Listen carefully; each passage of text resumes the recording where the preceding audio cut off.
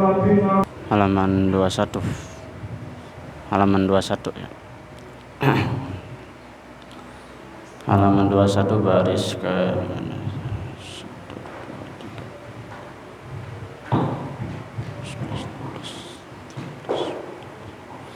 baris ke-15 dari bawah, tengah-tengah.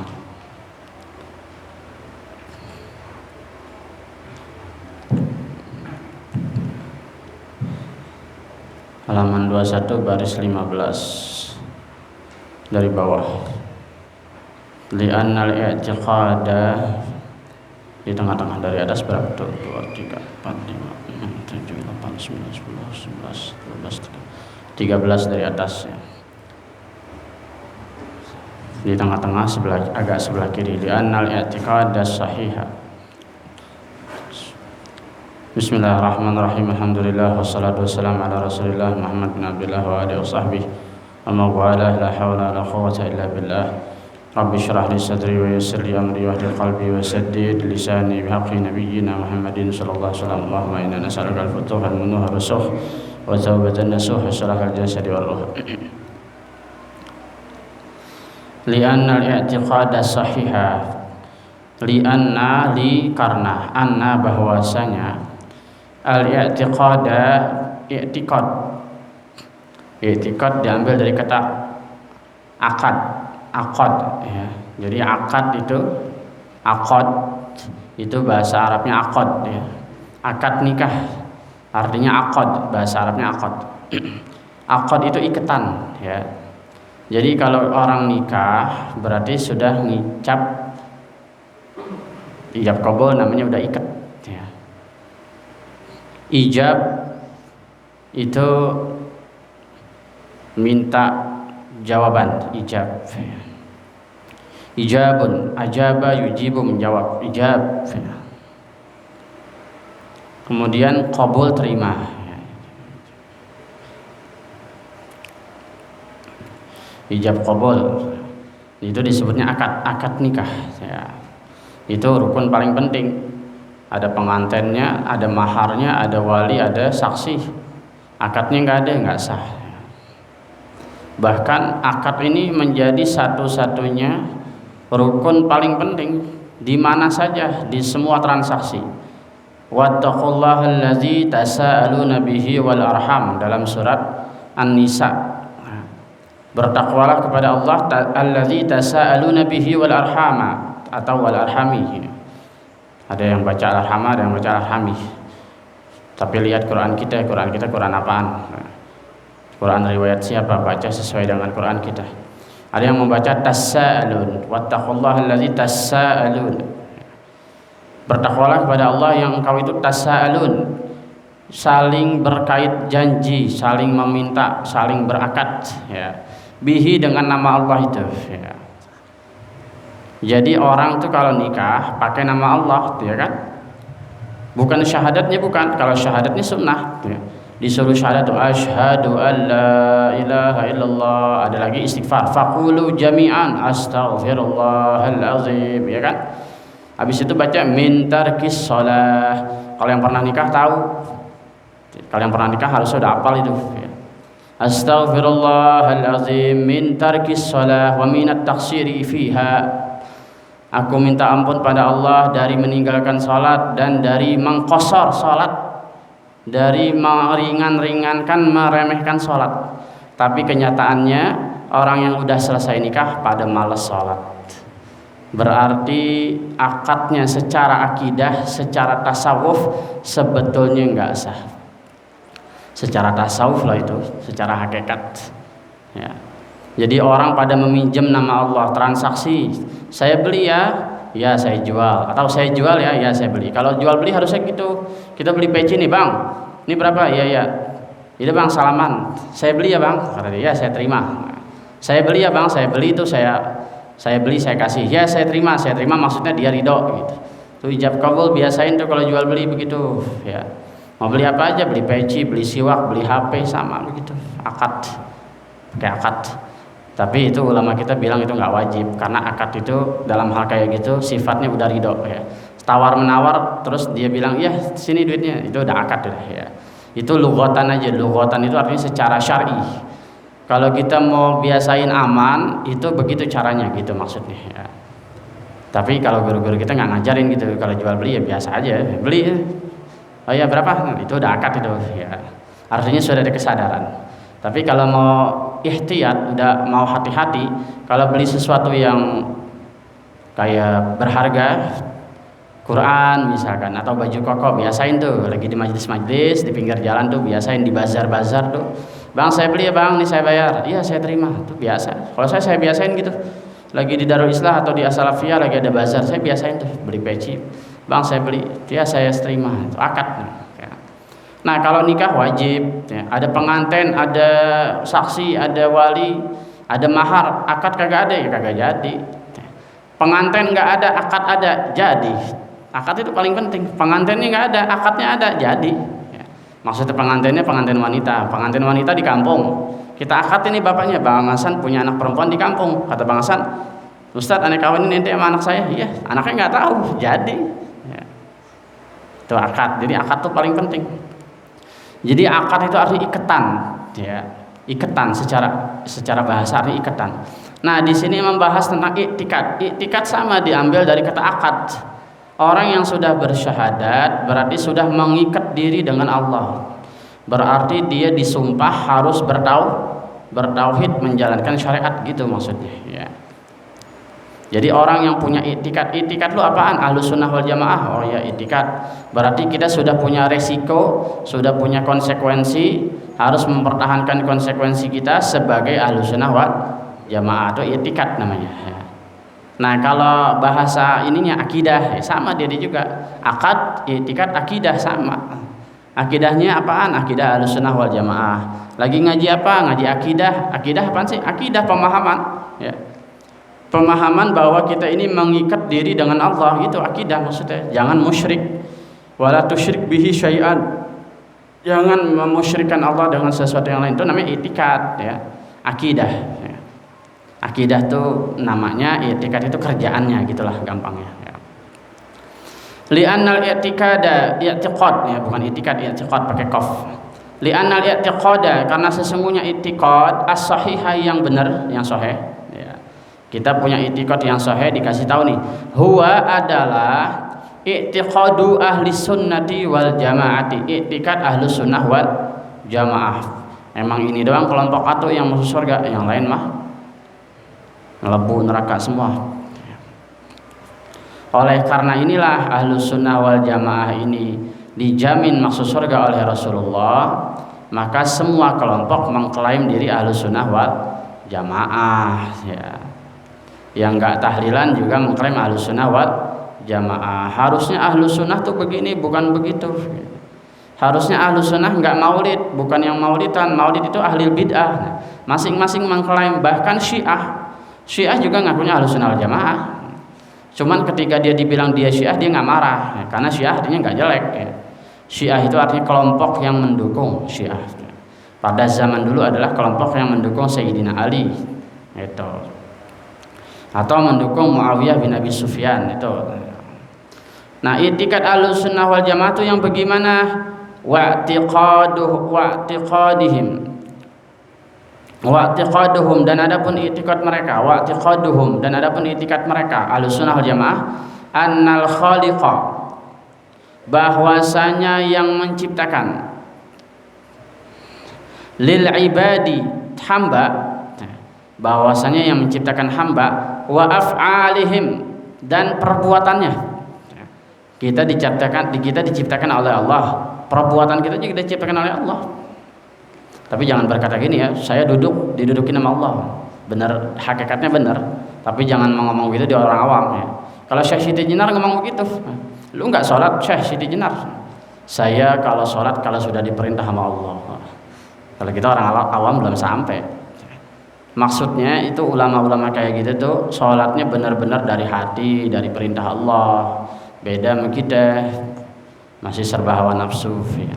Ibadah kita aja masih hawa nafsu, apalagi yang hawa nafsu udah jangan ditanya lagi lah.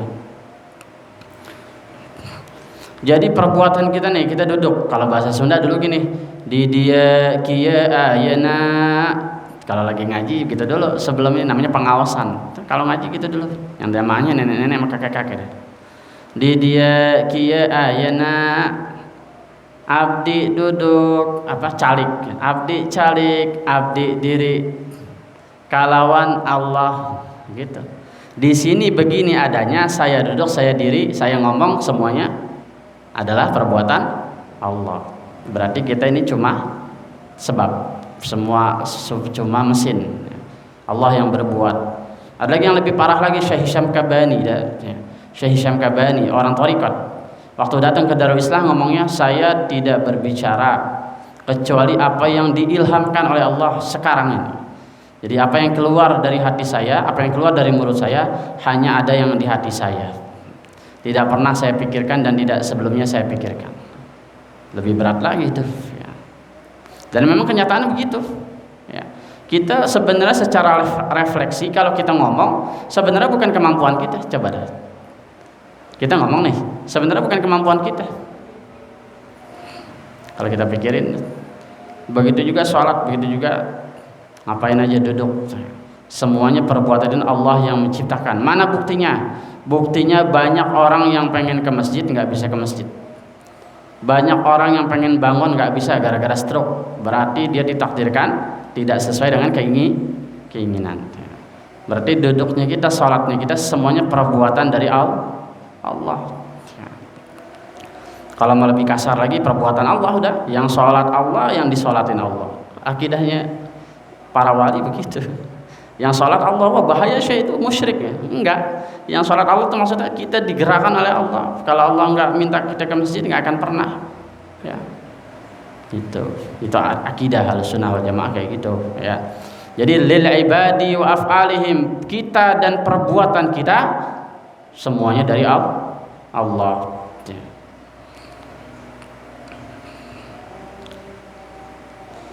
Wallahu khalaqakum wa ma ta'malun, ayatnya itu. Allah yang menciptakan kamu dan apa yang kamu kerjakan. Apa yang kamu kerjakan itu semuanya perbuatan dari Allah. Allah yang menciptakan itu. Maksudnya orang itu jangan sombong kalau bisa berbuat taat. Itu semuanya taufik dari Allah. Dan orang juga jangan terjerumus menjadi nista gara-gara maksiat. Jangan terlalu menyesali. Saya udah maksiat nih, saya ahli mabok, ahli zina, nggak pantas ke masjid, udah dah saya nongkrong aja sampai mati, nggak mau tobat. Padahal Allah itu maha lapang dada, maha luas.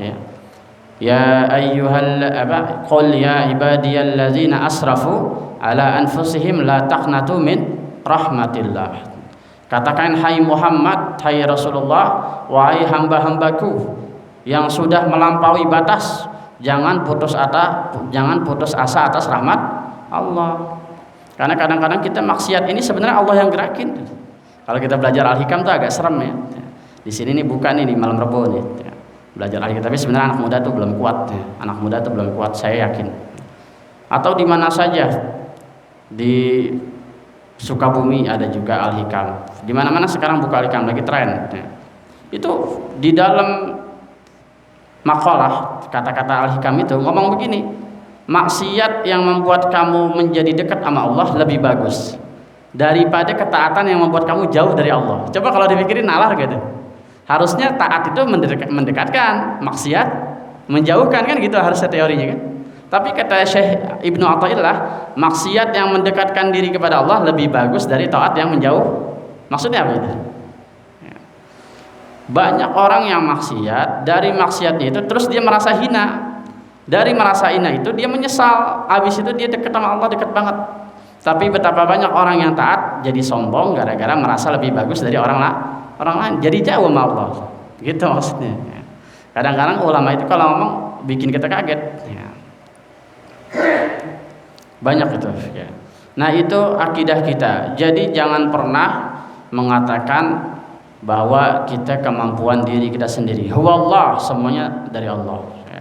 La ta'thira li ahadin siwahu, tidak ada yang mampu membuat bekas, membuat asar, membuat jejak kecuali dari Allah. Li ahadin siwahu, kecuali Allah. Enggak ada yang mampu. Kita baca doa sering ya. Allahumma sholli ala Muhammadin wa ala Muhammadin hatta tarisal arda wa man 'alaiha wa anta khairul warithin.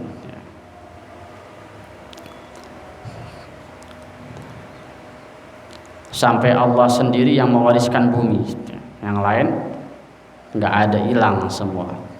Berarti hakikat semuanya dari Allah. Li ahadin siwa.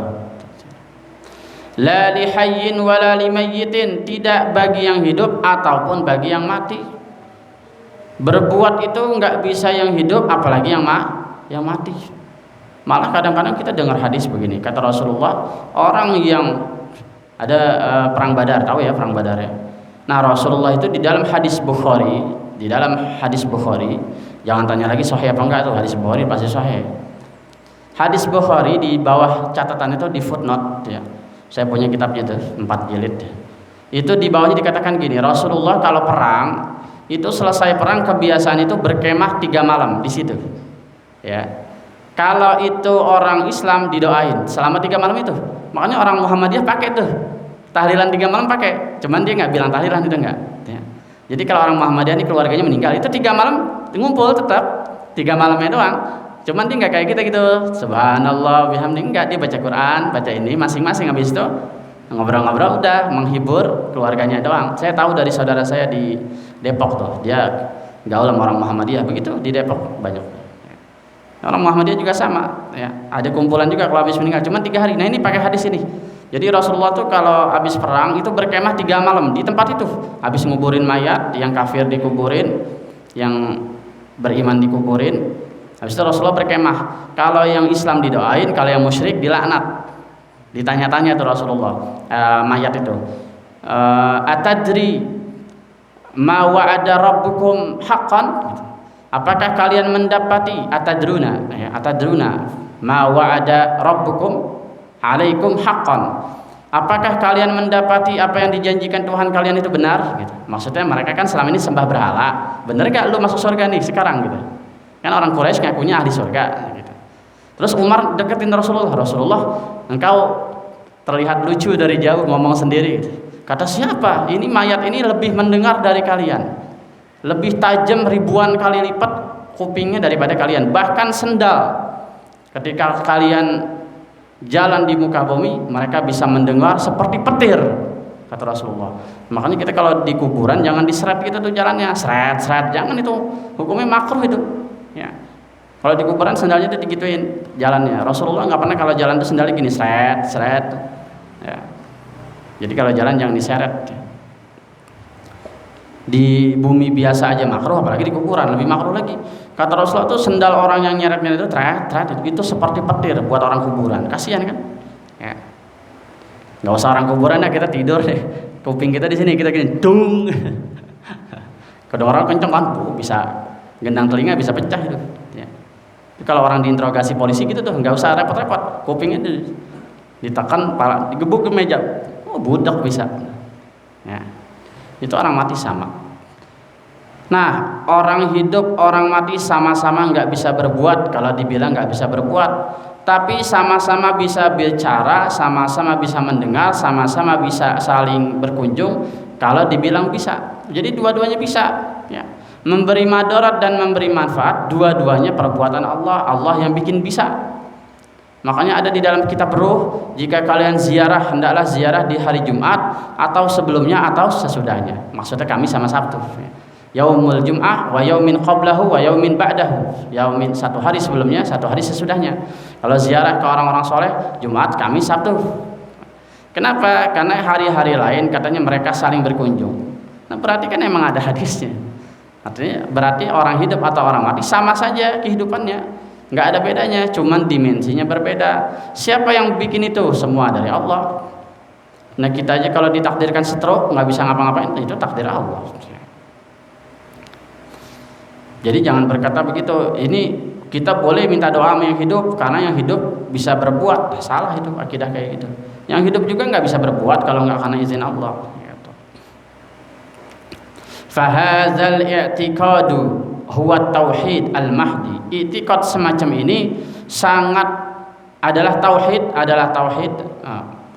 ya tauhid tahu ya, mengesahkan Allah. Al-mahdi yang murni, huwa tauhidul mahdu ya. Itu adalah tauhid yang murni. Bi khilafi, beda lagi tuh. Beda lagi nih, mani ataqada ghaira hadza, yaitu orang yang tidak beriktikad semacam ini, fa innahu yaqau fil isyrak. Nah, orang yang kayak gitu musyrik. Ya. Orang yang kayak gitu musyrik. Kita minta doa sama orang atau kita mendatangi makam wali, beriktikad bahwa wali itu tidak bisa memberi manfaat atau madarat kecuali dari Allah. Tujuan kita datang ke situ supaya Allah memberikan kemudahan lewat itu wali gitu maksudnya. Nah, orang beriktikad gitu katanya nggak musyrik. Tapi orang yang musyrik, orang yang datang ke kuburan, bi khilafi min man taqada ghaira hadza. Beda lagi orang yang beda sama itu. Beda lagi orang yang datang ke kuburan terus mbah minta nomor mbah, kepala apa buntut besok mbah. Itu komunikasi yang nggak benar. Nah, berarti di dalam hatinya dia yakin bahwa kuburan bisa memberikan barokah. Nah, itu musyrik gitu. Ini jeli nih cara berpikir ini. Makanya ulama kita selalu ngomong, lu jangan lihat luarnya, datang gitu.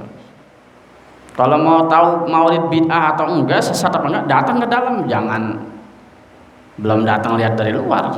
Kalau lihat dari luar nggak kelihatan. Kita lihat tetangga kita nih, pada musikan, ya kan? Perasaan gedek banget. Lagi belajar keganggu, lagi sholat keganggu, malam mau tidur keganggu. Bayangin coba. Tapi begitu masuk ke dalamnya, ternyata mereka nggak ngapa-ngapain, emang lagi hibur diri doang. Nggak ada yang sampai joget-joget, nggak ada yang sampai mabok-mabok. Apalagi istri orang sama laki orang, nggak mungkin banget. Karena biar bagaimana masyarakat kita masih menjalankan agama, mereka hanya menghibur diri. Begitu kita masuk, ya sebenarnya kita lihat biasa-biasa aja. Itu harus kayak gitu cara berpikir. Jadi kalau kita mau melihat orang itu sesat tidak sesat, masuk dulu ke lingkungan itu. Begitu. Wa ammal farqu bainal hayyi wal mayyiti, adapun perbedaan antara hidup dan mati, kama yafhamu min kalami haula'il mani'in, sebagaimana yang dipahami dari orang-orang yang mencegah atau menghalangi di tawassul, untuk tawassul, fa inna kalamahum yufidu, karena perkataan mereka itu mengandung arti annahum ya'taqiduna annal hayya, annahum ya'taqiduna annal hayya yaqdiru ala ba'dil asya' dunal mayyit. Nah, orang-orang yang ngomong boleh minta doa sama orang hidup karena orang hidup masih bisa berbuat, orang mati udah nggak bisa, itu justru keliru gitu. Dunal mayyit, selain yang mati, jangan minta doa sama yang udah mati, minta doa sama yang udah hidup. Emang bedanya apa? Dua-duanya sama-sama dari Allah. Kalau kita bilang yang hidup bisa memberikan manfaat, lebih musyrik lagi daripada kita yang minta doa sama kuburan. Ya. Karena kita bersandar sama makhluk. Kalau kita berkeyakinan dia bisa nolongin kita, namanya itu udah bersandar sama makhluk, musyrik itu. Ya. Jadi tanpa dimusyrik-musyrikan, mereka udah musyrik dengan sendirinya. Seperti begini, ada ustadz di YouTube, ya, Syafiq Riza Basalamah, adanya Khalid Basalamah, orang Wahabi, ngomong begini. Kita nih kalau minta obat nih, air nih katanya, boleh nggak Ustadz air deh saya colok nih jadi obat? Nggak boleh, karena air ini sifatnya bukan jadi obat. Ini air ditakdirkan jadi air. Kalau kamu mau berobat, kamu ke warung beli Bodrexin, kamu ya ini bisa memberikan saya manfaat karena memang Allah takdirkan itu Bodrexin memberi manfaat. Kalau dipikirin sih benar juga. Tapi kan hakikatnya mau Bodrexin atau air, kalau dua-duanya Allah bikin khasiatnya sama kayak gini. Itu orang-orang kayak gitu keliru kadang-kadang. Nggak boleh, kalau kamu berobat ya harus ke dokter. Jangan bertanya sama, ya sebenarnya benar, secara zahir benar. Cuman akidah ulama kita nggak begitu. Kenapa kadang-kadang orang sakit dikasihnya air gitu. Bahkan ada hadis Rasulullah gini, barang siapa yang memakan kurma 3 butir di pagi hari dan minum sesendok madu, jauh dari sihir. Hubungannya apa madu sama sihir? Kalau dipikirin, Nabi sendiri kalau ngomong kan lucu. Tapi kalau kita pikirin, mungkin ada amar Rasulullah itu karena itu berupa sunnah Rasul kan gitu kan. Madu juga berupa berkah karena disebutkan di dalam Al-Quran kan gitu. Nah dengan sebab ada kaitannya itu, maka Allah jaga kita dari keburukan kan gitu. Berarti bukan karena kurmanya atau karena madunya, tapi karena itu ada hubungannya dengan ayat, karena Allah sebutin kurma itu berkah, madu itu berkah. Karena berkah itulah yang mengandung sehingga orang makan kurma dan madu itu jauh dari sihir. Itu ada hadisnya di dalam Sahih Bukhari, ada di dalam kitab Tibbun Nabawi, pengobatan ala Rasulullah. Ya, makanya sebagian orang mengatakan ini sunnah Rasulullah, madu sunnah Rasul, kurma sunnah Rasul. Memang benar. Bahkan sebagian orang-orang mereka, sebagian orang-orang yang bahkan mengkafirkan kita, itu katanya sunnah manjang pohon bidara Arab di depan rumah, menjauhkan dari setan. Hubungannya apa pohon bidara sama setan? Saya punya saudara itu, saudara di daerah Depok, begitu. Bang Ustadz, Bang Dedi, ini saya pajang pohon bidara ini katanya sunnah ya? Iya benar. Ini menjauhkan dari setan dan sihir ya? Iya, saya yakin aja, emang benar ada hadis ya. Ya hubungannya apa bidara sama sihir? Ya ada hubungannya karena itu sunnah Rasulullah. Ya benar juga. Cuman kalau kita kaji, kira-kira nyambung nggak gitu pohon sama ini? Kalau pakai akal udah pasti nggak nyambung. Tapi kan mereka sendiri meyakini adanya barang yang bisa menjaga dari sihir dan setan. Mereka sendiri ngeyakinin itu. Apa bedanya sama kuburan? Apa bedanya sama tawasul? Apa bedanya sama wali? Sama-sama semuanya. Begitu ya. Jadi memang orang-orang mereka itu apa yang ada hadisnya itu dipakai, yang tidak ada hadisnya. Kalau orang ulama kita nggak begitu, dikias gitu. Karena ulama kita itu pakai ilmu kalam, ilmu usul fikih, pakai definisi. Sekarang kita bilang gelas itu cuma ini. Kalau kita bilang gelas itu cuma ini, itu benar. Tapi menurut anak kecil, Dek, ini namanya apa? Gelas. Tapi kalau orang pinter, ini namanya apa? Ini bisa jadi gelas, bisa jadi piring. Buktinya banyak orang kalau minum pakai ini, kata. Kalau anak kecil ditanya ini apa? Ini tangan, ya benar. Tapi kalau orang pintar ditanya ini apa? Ini apa? Orang pintar nanyanya satu pertanyaan sama, ini apa? Tapi 100 orang bisa dijawab beda-beda. Ada orang nanya ke kita 100 orang nih. Ya. Ini apa, Ustaz? Kalau kita lihat orangnya rada-rada blown, kita bilang ya ini tangan, benar. Tapi kalau orang rada pintar kita bilang ini gelas.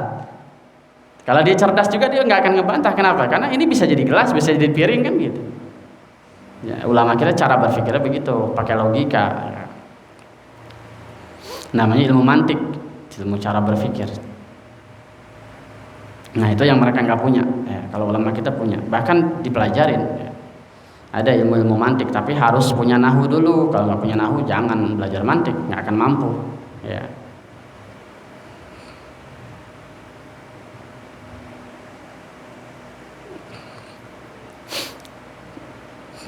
Jadi mengkias masalah ya. Ini benar atau tidak haram, ini benar atau tidak bid'ah sunnah, itu diukur pakai ukuran ya. Ukuran itu ya kembali ke Quran hadis juga sebenarnya ya. Faka'annahum ya'taqiduna, seakan-akan mereka itu berkeyakinan annal abda, bahwasanya hamba yakhluqu af'ala nafsihi, hamba itu bisa berbuat dengan dirinya sendiri. Orang yang mengatakan begini, minta doa sama orang hidup aja, karena hadisnya dulu Umar bin Khattab waktu paceklik datangnya ke Abbas bin Abdul Muttalib, ke pamannya Nabi, bukan ke kuburan Nabi. Nah ulama kita berpikirnya begini, Umar bin Khattab itu paceklik itu dia kan 32 tahun tuh, lama kan.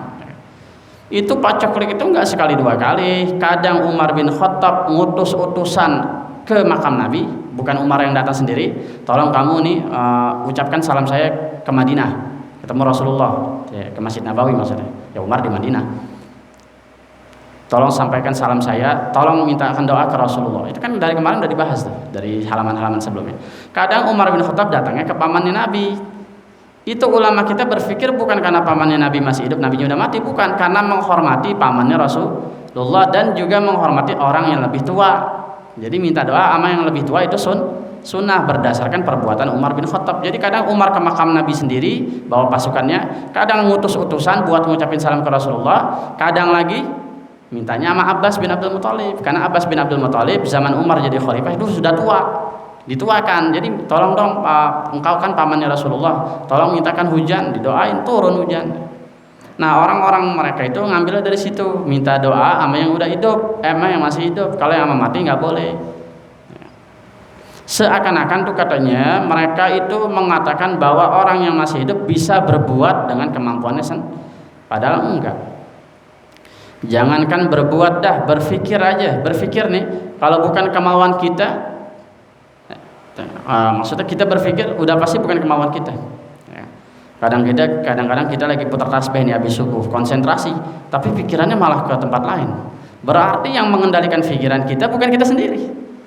Itu belum berbuat tuh, baru mikir, baru mikir udah bukan kita. Itu udah jelas berarti Allah itu yang bikin kayak gitu. Ya. Atau kadang-kadang kita di tengah keramaian malah kita lagi tenang, Allah juga yang bikin. Makanya doa kita ya muqallibal qulub. Wahai yang merubah-rubah hati, karena kapan aja hati bisa dirubah. Sabbit qalbi, maka tetapkanlah hatiku ala dinik wa ala ta'atik. Min dari dunia ila dari akhirat, dari dunia sampai akhirat. Itu maknanya. Jangankan kita berbuat, berpikir aja kita nggak bisa dikendalikan. Satu detik kita mikir yang bagus, detik kemudian mikir yang jelek.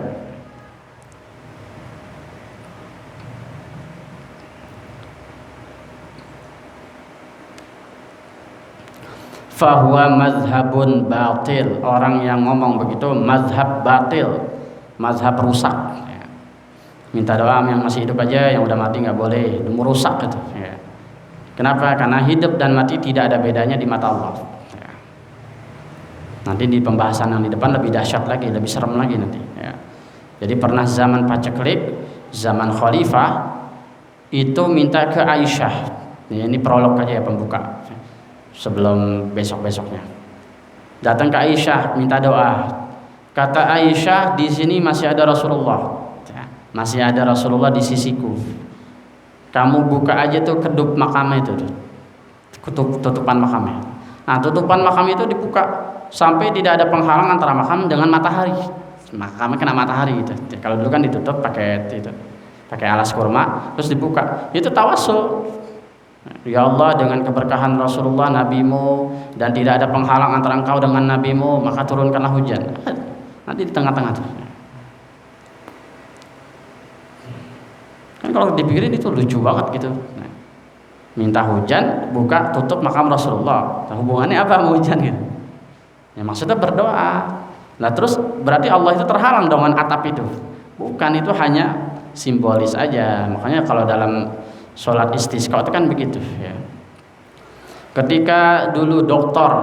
Ali Mustafa Yaakob masih hidup, itu imam besar Masjid Istiqlal sebelum meninggal ya, sebelum digantikan. Itu ditanya Pak Kiai di dalam bukunya tuh, buku Fatwa Imam Besar Masjid Istiqlal. Itu orang besar, gurunya Buya Razi Hashim tuh, Ali Mustafa Yaakob. Pak Kiai, boleh enggak yang kita lihat perbuatan orang-orang Jawa tuh kalau di sawah-sawah udah musim panen tuh nanam cabai, cabainya dibelah 4, ditaruh di 4 sudut, boleh nggak Pak Kiai? Tergantung katanya gitu. Nggak semuanya musyrik. Kalau dia mintanya sama Allah dengan simbol itu, maka dia tidak musyrik. Tapi kalau dia mintanya sama jin, dia musyrik.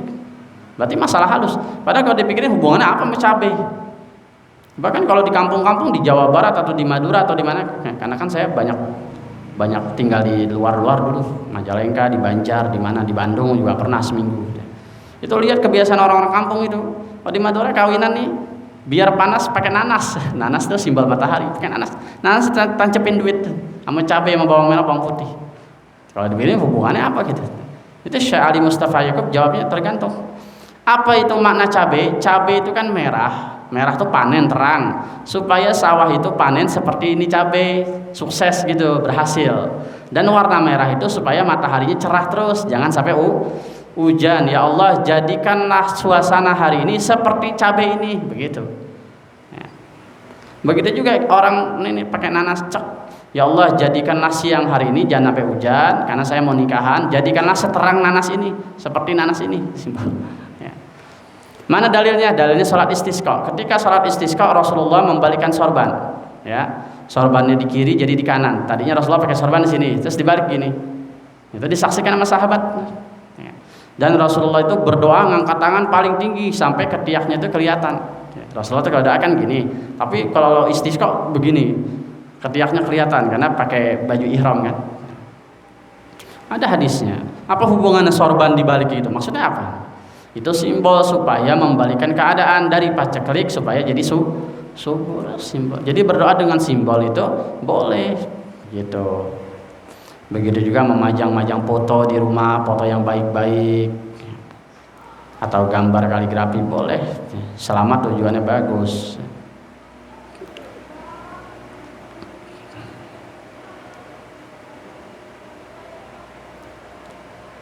والدليل على أن هذا هو اعتقادهم أنهم يقولون إذا نودي الحي وطلب منه ما يقدر عليه فلا ضرر في ذلك.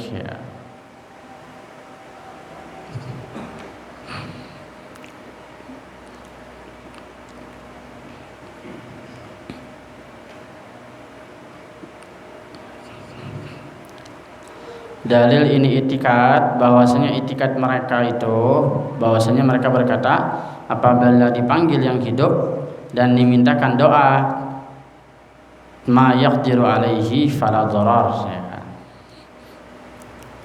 Jadi kalau kita berkeyakinan minta doa sama kiai, sama habaib atau sama wali atau sama yang udah mati, kita berkeyakinan gini, saya cuma minta doa, tapi saya yakin ini kiai sebenarnya nggak mampu. Saya cuma minta doa, mudah-mudahan kan gitu. Ada keberkahan hajat saya dikabul. Nah, itu nggak apa-apa. Fala doror, itu nggak bahaya, nggak apa-apa. Ya. Sebagaimana kita juga berbakti kepada orang tua sama. Apa hubungannya bakti sama orang tua sama masuk surga? Hubungannya apa? Kan nggak ada hubungannya sebenarnya. Ya. Tapi kalau pakai otak itu, kalau pakai iman ada dong. Karena orang tua kita melahirkan. Nah, keberkahan melahirkan itu berarti orang tua kita itu dikasih amanat oleh Allah berupa kita. Berdasarkan amanat itu kita minta doanya orang tua. Atau karena usianya lebih tua dan lain sebagainya, atau karena ketaatannya gitu. Sama sebenarnya gitu. Minta doa sama orang tua. Kita harus yakin bahwa orang tua juga sebenarnya nggak mampu berdaya, tapi kita minta mudah-mudahan dengan memandang orang tua kita, Allah kabulkan hajat kita, itu sebenarnya. Dan itu udah nggak perlu diajarin gitu maksudnya. Fala darar fi dzalika, yang begitu nggak bahaya. Ya. Wallahu a'lam bishawab. Al-Fatihah. A'udzubillahi minasyaitonir rajim. Bismillahirrahmanirrahim. Alhamdulillahirabbil alamin arrahmanir rahim maliki yaumiddin iyyaka na'budu wa iyyaka nasta'in. Ihdinas siratal mustaqim siratal ladzina an'amta 'alaihim ghairil maghdubi 'alaihim waladdallin. Amin. Allahumma salli wa sallim ala sayyidina Muhammadin wa ala ali sayyidina Muhammadin miftah bab rahmatillah adada ma fi ilmillah salatan wa salaman daimain bidawami mulkillah wa ala alihi wa sahbihi. Allahumma ij'al fi ta'atika farahi wa sururi wa fi mardatika jami'a umuri. Allahumma ya alim bihalati wa muttali ala sarairi wa niyyati يقضي جميع حاجاتي واغفر ذنوبي سيئاتي تجاوز عن خطيئتي زلاتي تقبل جميع حسناتي وسامحني فيما مضى ما يأتي واكتبني في ديوان سادتي واسلك بي سبيل النجاة في حياتي ومماتي. اللهم إني طامع في عطاك راغب في رضاك مستسلم لخضاك فاكتبني من أولياك واسلك بي سبيل هداك والحقني بأسفياك. وصلى الله على سيدنا محمد وعلى آله وسلم. الحمد لله رب العالمين.